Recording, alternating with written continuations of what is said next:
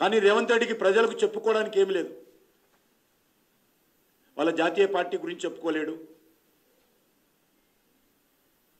ఆయన పార్టీ నాయకుడి గురించి చెప్పుకోలేడు, ఫలానా వ్యక్తి ప్రధానమంత్రి అవుతారని చెప్పుకోలేరు, తెలంగాణలో తాను ఉద్ధరించిందేమి చెప్పుకోలేడు, తెలంగాణ ప్రజలకు ఆయన చేసిందేమి చెప్పుకోలేడు. కాబట్టి ఈరోజు ఒక వితండవాదం, ఒక తప్పుడు ప్రచారం రేవంత్ రెడ్డి ఎత్తుకున్నాడు. ఎంతకు దిగజారంటే మార్ఫింగ్ వీడియోలు, ట్విస్టెడ్ ఆడియోలు, ఏవన్ జనరేటెడ్ ఇమేజ్లతో ప్రజలను మభ్యపెట్టాలని ప్రయత్నం చేస్తా ఉన్నాడు.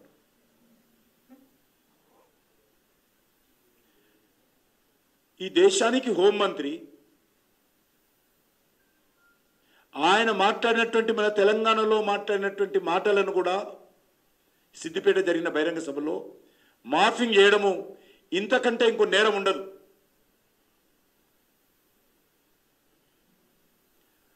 ఆయన మాటలను కూడా మార్ఫింగ్ చేసి ఆ వీడియోలను ఏకంగా Congress party, Pradesh Congress party official social media ID ద్వారా పోస్ట్ చేయడం అంటే కాంగ్రెస్ పార్టీ ఎంత దిగజారిందో, కాంగ్రెస్ పార్టీ ఎంత అనిశ్చిత పరిస్థితిలో ఉందో, డిస్పరేట్ మూడ్లో ఉందో, ఎంత నిరాశ నిస్పృహలతో ఉందో అర్థం చేసుకోవచ్చు. మనే తెలంగాణలో మాట్లాడినటువంటి హోంమంత్రి అన్ని టీవీలలో ఒరిజినల్ ఆడియోస్ ఉన్నాయి, అన్ని టీవీలలో లైవ్ వచ్చింది. దాన్ని ఈరోజు మార్ఫింగ్ చేసి లేని మాట ఆయన నోట్లో పెట్టినట్టు చూపించి ఈరోజు ఈ రకంగా సోషల్ మీడియాలో ప్రచారం చేయడము ఇంతకంటే దిగజారుడుతనము, ఇంతకంటే కాంగ్రెస్ పార్టీ వైఫల్యము ఇంకొకటి ఉండదు. కేంద్ర ప్రభుత్వానికి సంబంధించినటువంటి హోమ్ మినిస్టర్ మాట్లాడినటువంటి మాటలను మార్ఫింగ్ చేయడం అంటే అది సామాన్య విషయం కాదు, చాలా సీరియస్ విషయం ఇది. ఇది కేవలం రాజకీయ కోణంలోనే చూడలేము.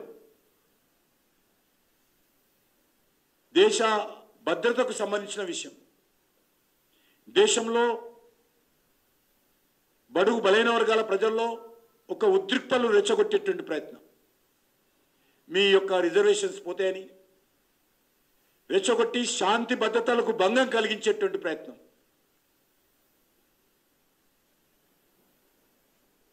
రేవంత్ రెడ్డి కుట్ర చేశాడు. కానీ అదృష్టవశాత్తు రేవంత్ రెడ్డి మాటలను ప్రజలు నమ్మరు కాబట్టి, చాలా ఈజీగా తీసేస్తున్నారు కాబట్టి, ఆయనను ఒక జోకర్ కింద చూస్తున్నారు కాబట్టి ఈరోజు ప్రజలు ఏమాత్రం పట్టించుకోవడం లేదు. శాంతియుత వాతావరణం దెబ్బతీసేటువంటి ప్రయత్నం చేస్తున్నాడు రేవంత్ రెడ్డి, అయినా ప్రజలు ఆయన మాటలు పట్టించుకోవడం లేదు. ఘర్షణలు రేగాలన్నట్టు కుట్రలు చేశాడు. దీని ద్వారా రాజకీయ లబ్ధి పొందాలని ప్రయత్నం చేస్తా ఉన్నాడు.